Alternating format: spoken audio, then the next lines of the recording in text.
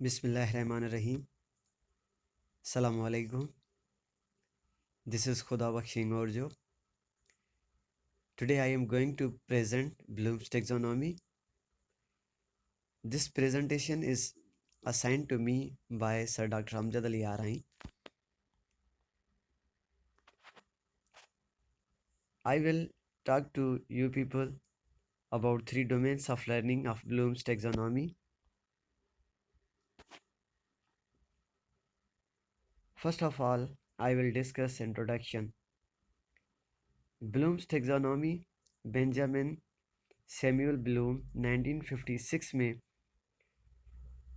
जेके बि reasoning skills हूंदा आहिनि क्लासरूम जी सिचुएशन में उन ते ॾिनी जंहिंमें हिन 3 डोमेन्स में उन खे टेक्ज़ोनॉमी खे डिवाइड कयो ऐं हर टेक्ज़ोनॉमी जा 5 खां 6 लेवल्स आहिनि डिफरेंट लेवल्स जेके लोअर ऑर्डर खां हायर ऑर्डर थिंकिंग जी तरफ़ स्टूडेंट्स खे वठी वेंदा आहिनि त हिकु टीचर जेको क्लास में लेक्चर डिलीवर करे थो उहो स्टूडेंट खे इन्हनि टेक्ज़ोनॉमिकल डोमेन्स जे थ्रू कीअं हैंड ओवर करे थो जेके स्टूडेंट्स खे हेल्प कनि था लर्निंग बाय डूइंग में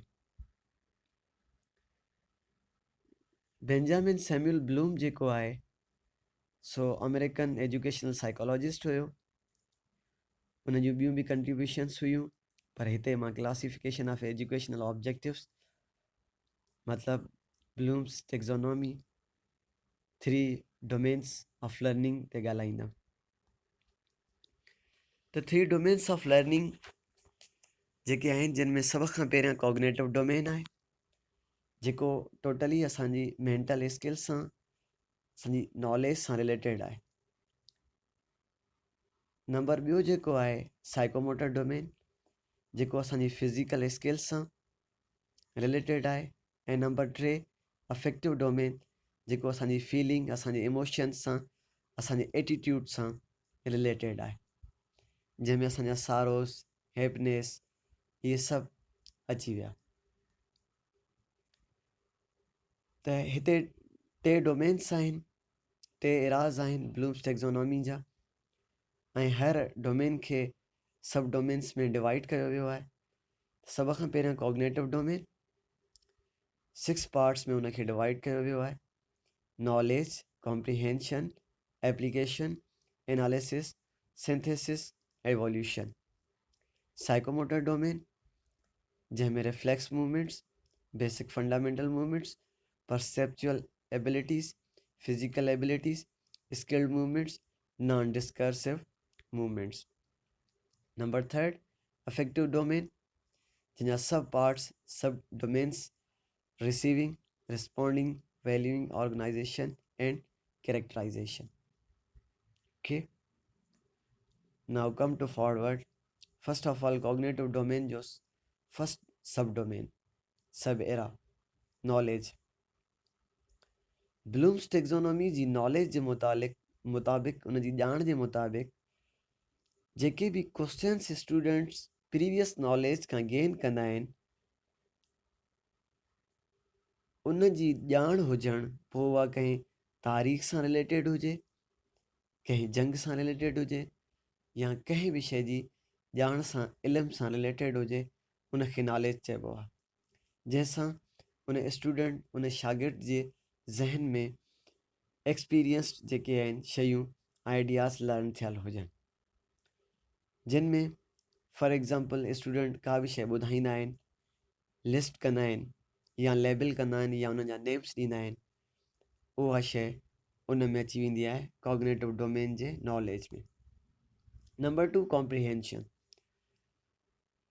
हिन लेवल में अकॉर्डिंग टू ब्लूम्स टेक्ज़ोनॉमी स्टूडेंट्स खे जेका बि प्रीवियस नॉलेज हूंदी आहे हक़ीक़त हूंदी आहे फैक्ट्स जेके हूंदा आहिनि उन्हनि खे उहो रिकॉल कंदा आहिनि उनखे अंडरस्टैंड कंदा आहिनि ऐं उनखे इंटरप्रेट कंदा आहिनि हक़ीक़ी माना में जंहिंमें स्टूडेंट्स प्रॉब्लली जेको आहे सो राइटिंग कॉम्प्रिहेंशन क्वेश्चन्स कंदा आहिनि जंहिंमें वर्ड्स जेके आहिनि डिस्क्राइब कंट्रास्ट डिस्कस प्रिडिकेट, इहे शयूं उन में अची वेंदियूं आहिनि कॉम्प्रिहेंशन में। नंबर 3 एप्लीकेशन, जेका बि प्रीवियस नॉलेज हुई स्टूडेंट्स खे उनखे हाणे अप्लाई कयो वेंदो। स्टूडेंट्स जी रिकॉल थियल नॉलेज उनखे अप्लाई कयो वेंदो। उन ते क्वेश्चन्स बि अराई थींदा आहिनि त जेके शयूं things that they are doing in their daily lifes, either they are wrong or on right path. त इन में स्टूडेंट उहा शइ अप्लाई कंदो, प्रीवियस नॉलेज जेका अंडरस्टैंड थियल आहे उनखे। उनखां पोइ एनालिसिस, जॾहिं अप्लाई कंदो त उनखे एनालिसिस कंदो, एनालाइज़ कंदो, लुक आफ्टर कंदो, इन्वेस्टिगेट कंदो, इनफेयर कंदो उन शइ खे। जेका बि शइ हू करे आयो आहे या पढ़ी आयो आहे, ॼाण जेका उनखे आहे उहा सही माना में आहे या न।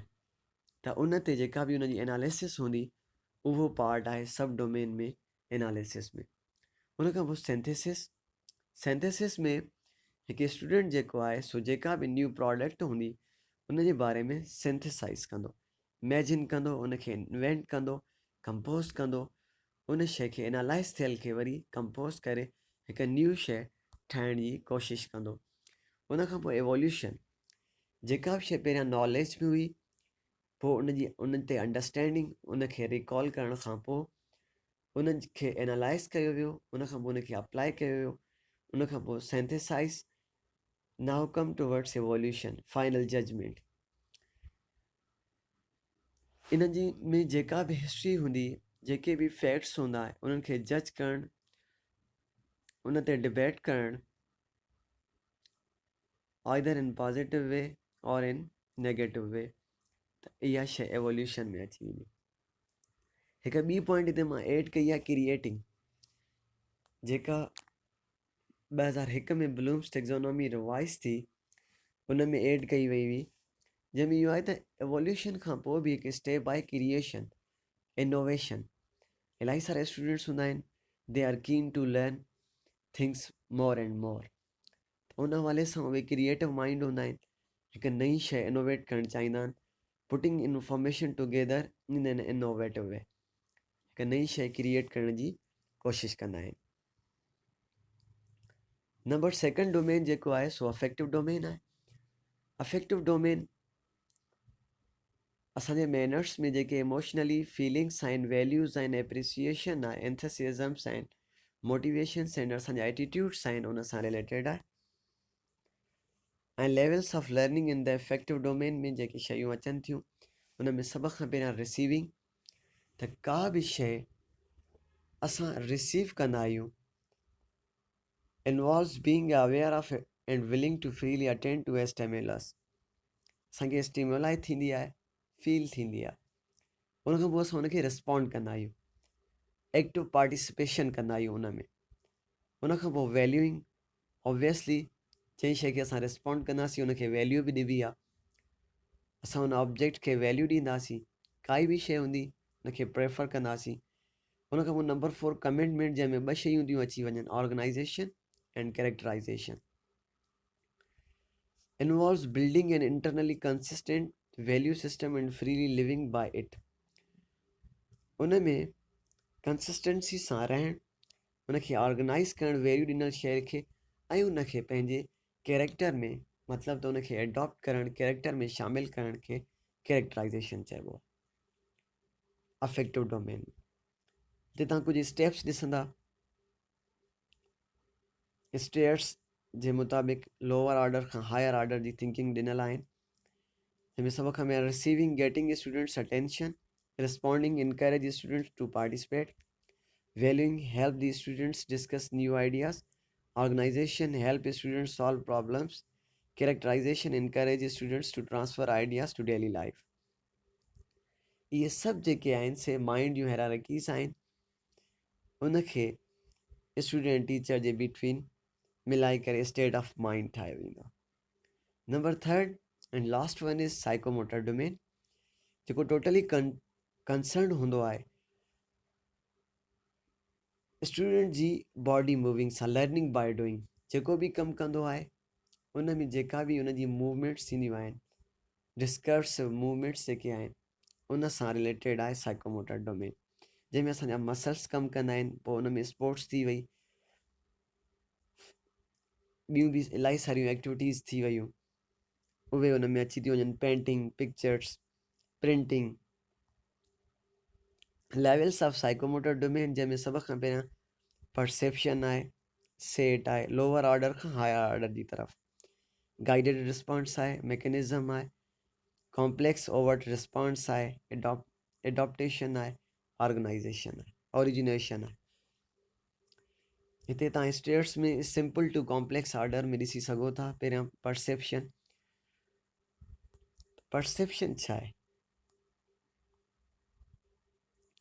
The ability to use sensory cues to guide motor activity. This ranges from sensory stimulation through cue selection to translate.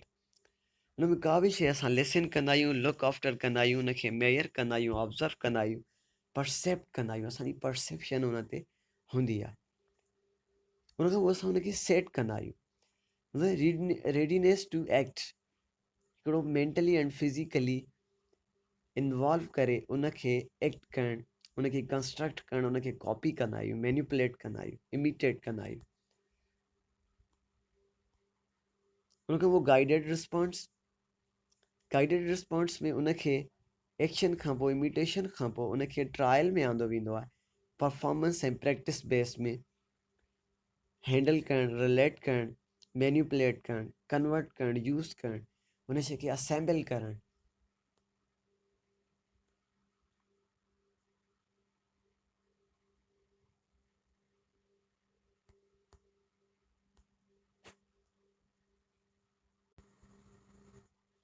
उन खां पोइ मैकेनिज़म, इहा इंटरमीडिएट स्टेज हूंदी आहे कॉम्प्लेक्स स्किल्स जी, जंहिंमें जेका बि शइ असां मैनिपुलेट कंदा आहियूं, हाणे उन जे बेस ते असां उनखे परफॉर्म करण जी कोशिशि कंदासीं, हैबिचुअल एंड मूवमेंट्स में, कॉन्फिडेंस एंड प्रोफिशंसी में। ठीकु आहे। उन खां पोइ कॉम्प्लेक्स ओवर्ट रिस्पॉन्स, त जेका बि शइ असां कई आहे, हाणे उन ते असां एक्शन ॾेखारे उनखे रिस्पॉन्स कंदासीं, पंहिंजी परफॉर्मेंस शो कंदासीं।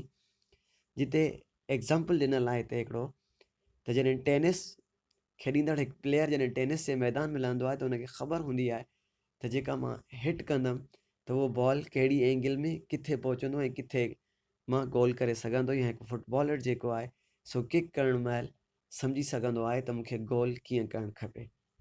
उहो थींदो आहे कॉम्प्लेक्स ओवर्ट रिस्पॉन्स में। उन खां पोइ एडॉप्टेशन, जेका शइ असां ओवर्ट रिस्पॉन्स कंदा आहियूं उनखे एडॉप्ट बि कंदा आहियूं, रिफाइन कंदा आहियूं, शो ऑफ कंदा आहियूं, मॉडिफाई करण जी कोशिशि कंदा आहियूं, चेंज करण जी कोशिशि कंदा आहियूं, पंहिंजी परसेप्शन खां पोइ पाण खां उनखे चेंज करण जी कोशिशि कंदा आहियूं, न्यू आइडियाज़ में। उन खां पोइ ओरिजिनेशन। ओरिजिनेशन में असां क्रिएट कंदा आहियूं, जेका शइ असां न्यू करण जी कोशिशि कई आहे, शो ऑफ करण जी कोशिशि कई आहे, जंहिंमें असां अपलिफ्ट थी आया आहियूं, उनखे रिपेयर करे, यूज़ करे असां सब्स्टिट्यूट, उन जो सब्स्टिट्यूट जेको आहे सो ॻोल्हींदा आहियूं, उनखे अप्लाई कंदा आहियूं through proper channel in better way. That's all about my presentation. Thank you so much. Allah Hafiz.